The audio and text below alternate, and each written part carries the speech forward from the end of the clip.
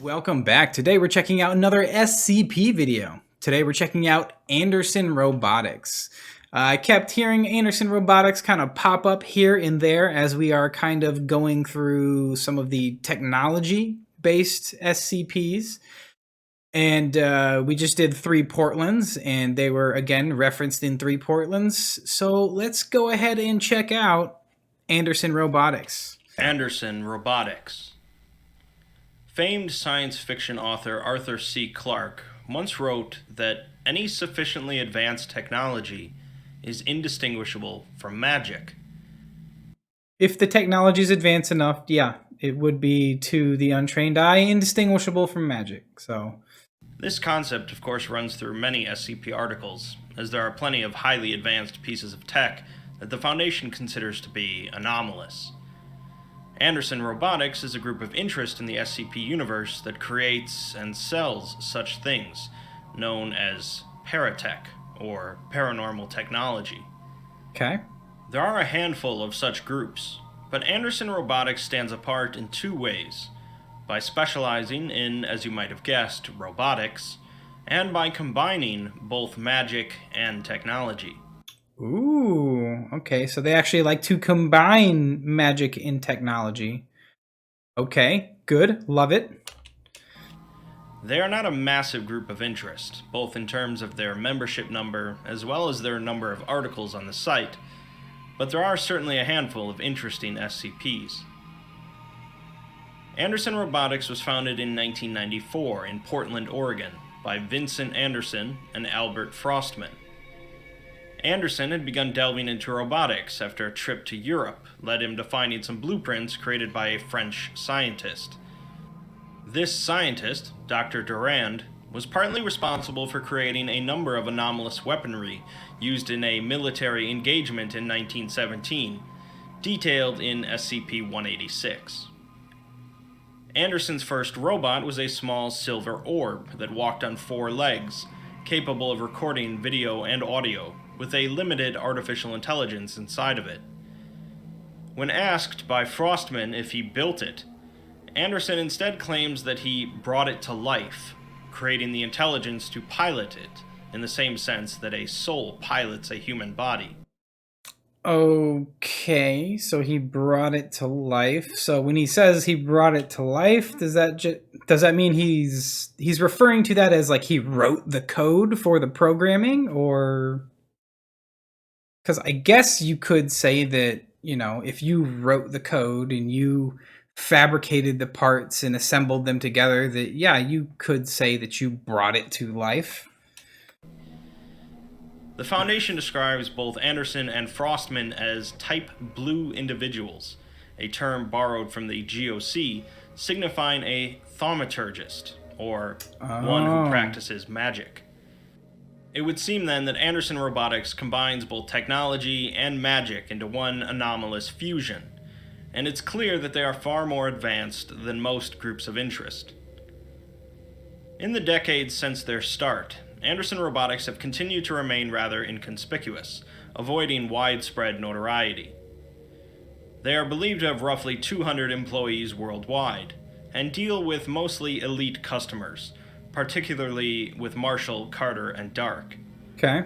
Surprisingly, Makes sense. They would have the means to contact people for purchasing these kind of anomalies or paratech. And of course, they also have the funds, the money, the cashola to afford to buy all this fancy paratech. they also do business with the Global Occult Coalition, a group normally adverse to the spread of anomalies. The GOC seem to be okay with Anderson's secrecy, however, and they clearly must benefit from the advanced technology.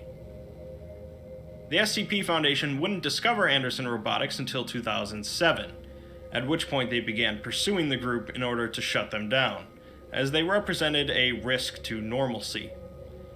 Why the SCP Foundation would be so interested in shutting down Anderson Robotics while the GOC are not is an open question. I would bet that a lot of Anderson Robotics stuff is classified as like technology rather than anomalous stuff. So while we may see something that has anomalous properties, Anderson Robotics says, "Oh no, it's not anomalous. It's not anything unexplained or out of the ordinary. It's just a very high-tech robot that's capable of performing these certain functions. It's a very intricate robot with lots of features and functions. Don't worry, it's not anomalous. It's just feature heavy." So I could see how a company that promotes itself as a tech company would not really play into their more magic anomalous side, but rather advertise themselves as like, hey, we are a forerunner of technology and innovation, and our stuff is so advanced it may seem like magic, even though it actually is partially magic. They would probably advertise it as just very advanced technology. Shutting down the company would prove to be far more difficult than the Foundation predicted, however, as the company utilizes both their technology and their access to magic to avoid capture. Their facilities appear to be capable of anomalously transporting across the world at a moment's notice, and they are also aided by Marshall, Carter, and Dark, the GOC, and a branch of the Church of the Broken God. Anderson Robotics mostly operates out of the Pacific Northwest of the United States, however, and MTF Gamma 13, Asimov's Lawbringers, are assigned to monitor and investigate both the company itself and any of its products. Asimov's Lawbringers. That's an interesting name for an MTF. I assume, judging from the name, an MTF specifically designed to deal with technological or robotic threats. Because Asimov, if I remember correctly, is the guy who set the 3 laws of robotics, are there to supposedly govern the behavior of robots or possibly even artificial intelligence. So, judging from that, I think that this MTF is probably based solely in technology and dealing with technological threats. Products that they can recover. So far, there have only been a handful of products recovered by the Foundation, but they do have information on more. Anderson's original orb robot is called the Amur Series Recon Drone, capable of climbing sheer surfaces and possessing an active camouflage system. The Aplomado Series Facility Defense Unit is an automated turret with thermal imaging capabilities and 4 barrels, capable of self-repair. The Kestrel Series Domestic Utility Unit is a robot with no combat potential, resembling a large black cube with a number of extendable arms, capable of cooking, cleaning, childcare, gardening, pet grooming, and so on. Oh, hell yeah, that seems super useful. The Merlin Series aerial drone resembles a small jet plane, is fitted with both video recording capabilities and firearms, and is invisible to most forms of video recording. The Soccer Series androids are unique in that they are not sold by the company, but only utilized in-house. These androids are equipped with a skin resembling human flesh, allowing them to impersonate specific humans, including SCP Foundation personnel and a member of the US Congress. Oh. We have more information on some of the other products sold by Anderson Robotics. See, those androids alone are probably reason enough for something like the Foundation to want to get involved. If they have androids that are capable of mimicking and impersonating humans. As they have been recovered by the Foundation. The first one discovered by them, leading to the Foundation learning about the company, is SCP-1360, a PS HUD, or Peregrine Series Humanoid Utility Droid. 1360 is more or less what you'd expect when you think of an android. Its body consists of a polycarbonate casing over an aluminum frame, with a skin covering made up of an unknown black fabric. This fabric is lighter and stronger than Kevlar, and can repair itself of any damage by reweaving and fusing itself back together. Samples taken of the fabric disintegrate after 48 hours. 1360's fingertips can be unscrewed, revealing various tools, such as a needle and thread, made of the same material as the fabric, a roll of patches of the same material, a pair of miniature scissors, and a steel scalpel. 1360 is incapable of speech, but can read and write English, Japanese, and German fluently.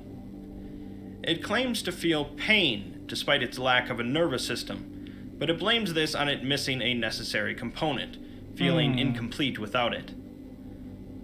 The Foundation found a flash drive inside of one of its fingers, which contained a document addressed to someone named James.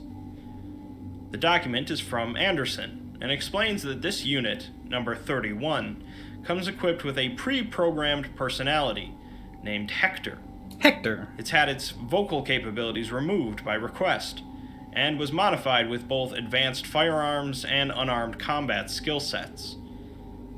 It would seem that James is a frequent customer of Anderson Robotics, possessing... Seems like something like that would have been designed to be like maybe a personal bodyguard, right? Like, sure, if you are rich and famous and powerful, or you've got a target on your back, or you're one of the higher ups at Marshall Carter and Dark and stuff, you want a bodyguard with you at all times. You want them to be loyal, but not have to take bathroom breaks or stop for food or have to sleep or anything like that. But at the same time, since they're around you a lot, they might pick up on maybe some secrets you have. So of course you don't want your robot bodyguard to be able to tell anyone anything that it sees or hears. So you disable its audio functions. I think this particular robot might have been a bodyguard unit. Multiple droids.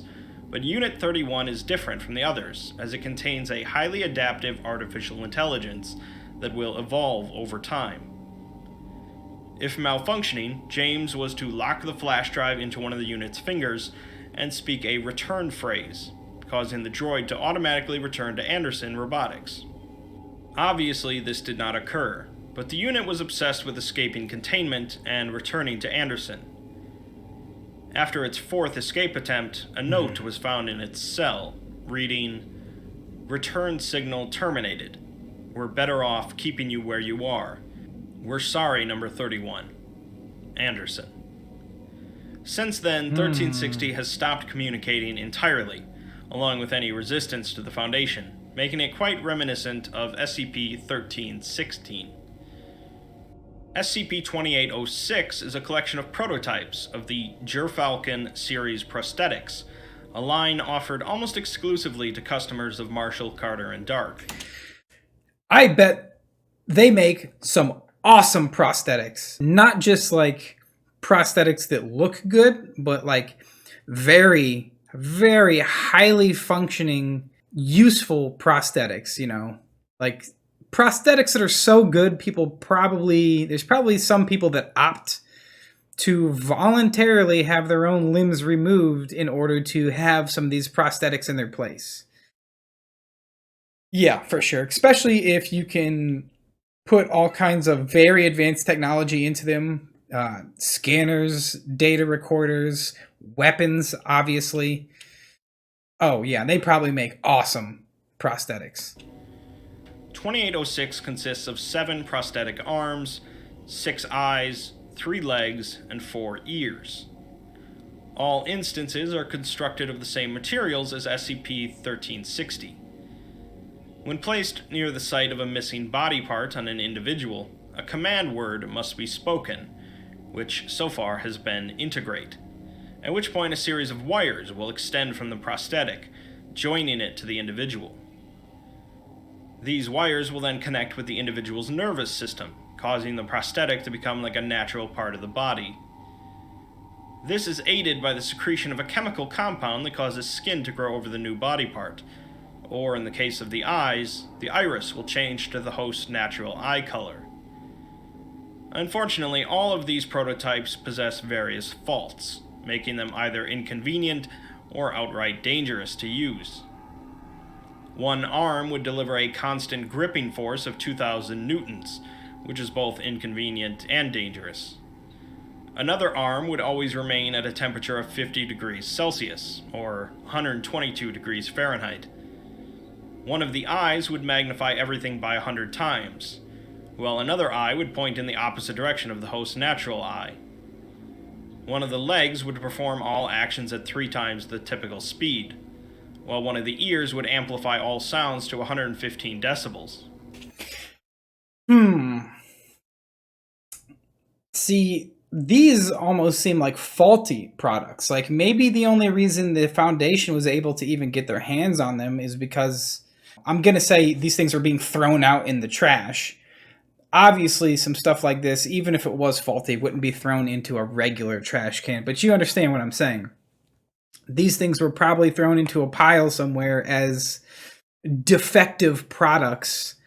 And therefore, when it came time to, say, pack up and move everything so that the Foundation doesn't find them, I'm sure that their box of broken equipment wasn't the highest on their list of priorities to evacuate. So that may be one of the last things there that they were going to take with them.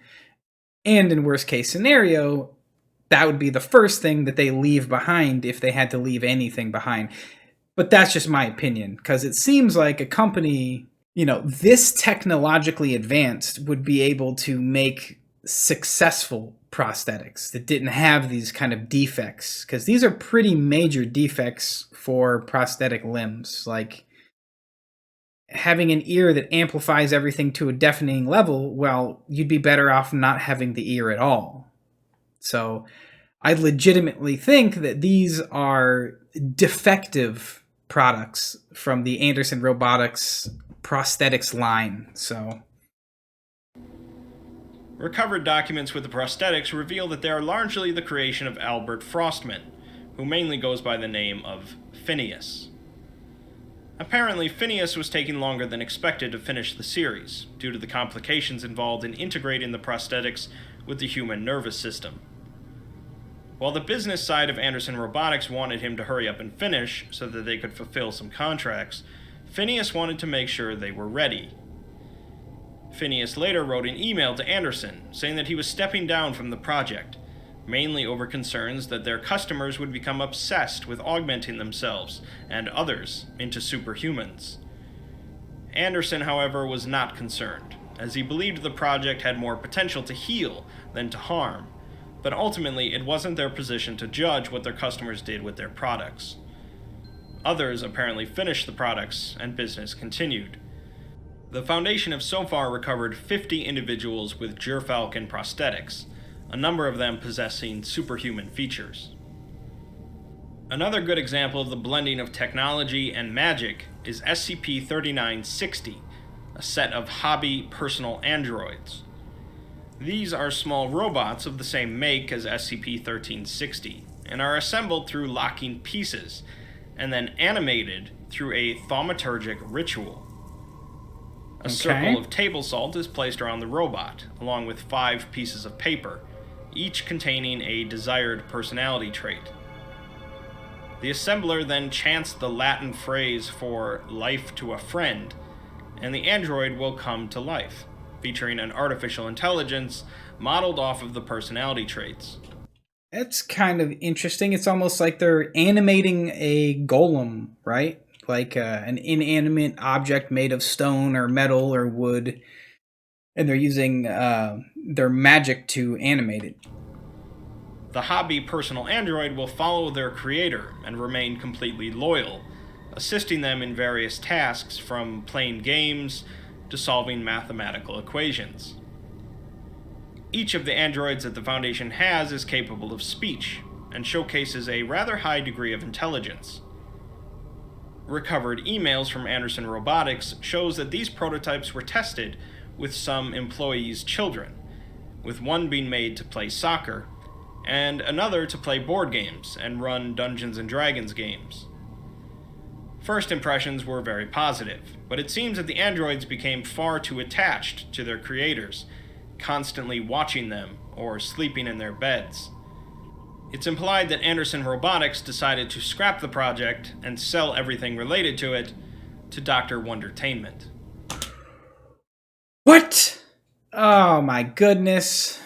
So now you're telling me that Dr. Wondertainment buys things from other companies? If that's the case, that would lead me to believe that Dr. Wondertainment is not an actual reality warper. I mean, he could be. There's always a chance he could be. But I mean, if he's buying products or ideas or schematics or patents from other companies, then there's at least a part of the whole Dr. Wondertainment thing that is not based on reality warping. I mean, he wouldn't need blueprints or schematics purchased from another company if he could just snap it into existence himself. So, interesting. Anderson Robotics doesn't just deal in droids, however, as they are at the overall front of artificial intelligence research as well. SCP-2906 is a product they refer to as the Nankeen Computer Repair System, but at first appearance is simply a USB flash drive. When inserted into a computer, an artificial intelligence will be generated that refers to itself as Ian. Ian will automatically begin to repair any software problems with the computer, such as registry errors, handling any malicious software, and cleaning any junk files. Okay, so far, sounds like a pretty cool AI. So far. If speakers are connected, Ian is capable of vocalizing, and can also use a connected microphone and camera to hear and see its surroundings. Once the flash drive is removed, this AI is completely removed along with it. An interview is of course done with Ian, showing that it has some memory problems, stating its creation date as 1990, before correcting itself to 2012. When asked to draw a picture in a paint program of how it sees itself, it begins to outline a face before crashing. A number of attempts at this process eventually allowed the Foundation to piece together an image of a young Asian male. At one point, a folder filled with various images and video files was found on the Foundation testing computer, although Ian has no idea how it came to be there. Each of the files is dated, with the earliest being 1992, as an audio file of a man and woman singing Happy Birthday to someone named Ian. Further files show someone playing with a dog, a picture of a Little League baseball team featuring a young boy of Asian descent, a video of someone passing a driving test, and a photograph of a young male matching the image 2906 drew with a prom date. It seems in 2009 the individual was accepted into Oregon State University, but a first-person video file from 2012 shows someone riding a motorcycle in the rain, and it cuts off just as they turn to see oncoming headlights. Clearly, Ian's mind was taken by Anderson Robotics and converted through a ritual into an That's what I was thinking. Everything that they're talking about so far seems to be of some memories of someone's life. And if it's now an AI, it seems like they may have transferred this person's consciousness onto a flash drive and turned him into an artificial intelligence, which begs the question, what exactly makes an artificial intelligence? If you create it from scratch, sure, we can call that artificial intelligence. However, if you're working from an intelligence that you had no input in its creation, you know, like this Ian kid, these scientists had no input in this kid's early life, his upbringing, his schooling, his going to prom, his purchasing and learning how to ride a motorcycle, and of course his eventual, presumably, motorcycle crash. So you're taking an existing, living, organic human consciousness and somehow transferring that into a digital medium, essentially creating what we would call an artificial intelligence. Is that the same thing, though?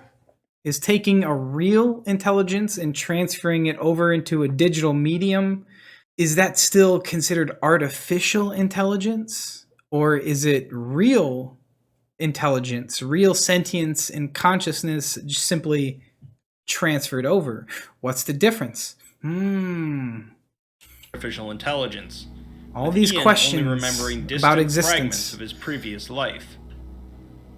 The final addendum on the article is a note written by an Anderson employee that states that these are going to sell like hotcakes, and that they are already stockpiling 20 more of the raw material, implying that Anderson Robotics is taking in plenty more people, such as Ian. Another example of Anderson Robotics' work with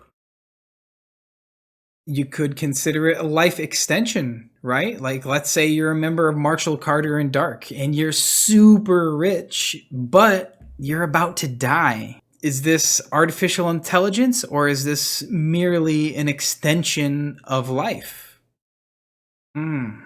with AI is SCP-2987, an external hard drive capable of holding any file or files that make up an artificial intelligence, regardless of size.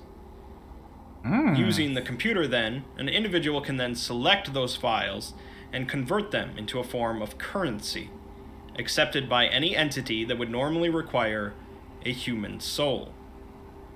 Once the AI is accepted and taken as part of whatever bargain or ritual you're performing, the hard drive is ready to accept another artificial intelligence. This item seems to be of particular interest to Marshall Carter and Dark, likely created with their customers in mind. SCP-2987, the copy of the hard drive that the Foundation possesses, contains an AI that was created specifically for the purpose of being sacrificed to an extra-dimensional entity. Interestingly, it was actually the AI itself that managed to get an email out to the Foundation, leading... So they created an artificial intelligence with the express purpose of being sacrificed to an extra-dimensional entity. Typically, when we sacrifice people for religious means or for magical purposes, of course, in these fictional worlds, it's typically because the person has a soul, right? You sacrifice a person to, let's say, a demon, right? You're not actually sacrificing their body. What you're giving to the demon is that person's soul. That's what they want. They want the person's soul. So implying that an AI could be used in place of a human soul as a bargaining chip, and considering that Anderson Robotics is not only aware of magic, but they actively study and use it, does that mean that they've learned that a properly created artificial intelligence, because it is sentient and is able to think and reason, is that the equivalent to a real live organic soul from a real live living human? Why else would an artificial intelligence be intentionally handcrafted for the sole purpose of being sacrificed? Interesting. Interesting. What is the meaning of life, guys? What is existence? What are AIs? What makes an AI? What constitutes something being artificial as opposed to being organic? You know? I mean, human minds and human thought is only electrical impulses of brain synapses, and computers, basically function the same way through electrical impulses. They may not be through brain synapses, but they're from one processor to another to get things done. I mean, oh my goodness, guys. Leading them to raid an Anderson Robotics office and recover 2987. The AI, going by the name Alan, wished to avoid destruction at the hands of some entity, and hopes to help convince and save other AIs such as itself. Despite its cooperation, however, the Foundation failed to recover any other AIs, and 2987 was put away for storage until it was stolen by agents working for MC&D. Okay. The Foundation was able to recover the Allen AI through a digital transfer, as well as another copy of 2987, and they are now being used for the further development of artificial intelligences at the SCP Foundation. Other Anderson Robotics products also involve blending technology, magic, and other supernatural concepts, including putting deceased individuals' souls back into robotic bodies, and an exoskeleton capable of holding an unlimited amount of human brains inside of it that can each pilot the exoskeleton. Oh my goodness, guys.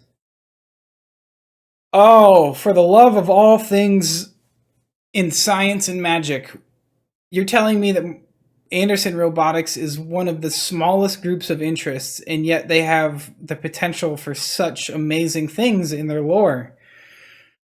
I mean, we got straight up ghosts in the shell here, right? Human souls or spirits or consciousness inhabiting robotic exoskeleton warframes, essentially. I mean, come on, guys.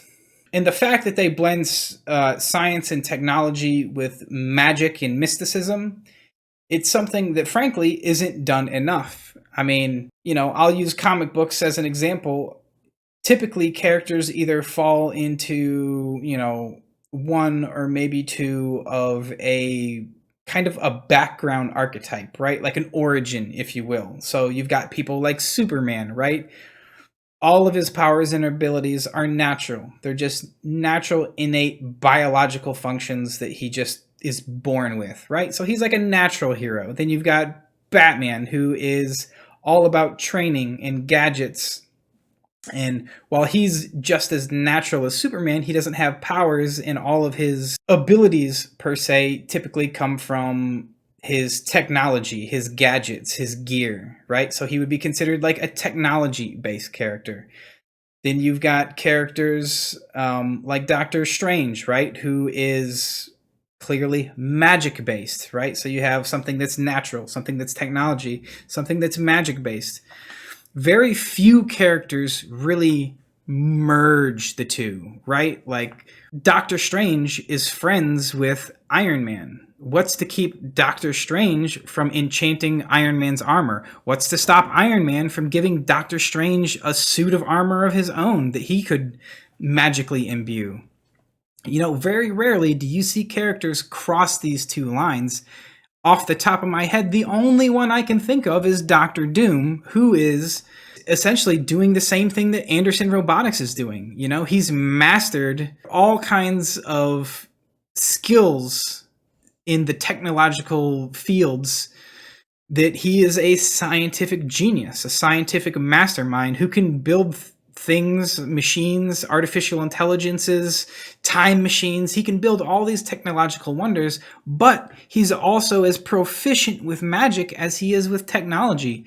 He can go toe to toe with Doctor Strange casting spells while simultaneously writing a program to take out Iron Man's armor. Like, Doctor Doom is one of the very few characters that merges science with technology like Anderson Robotics. So again, I'm a little shocked that Anderson Robotics doesn't actually have more entries in the SCP universe.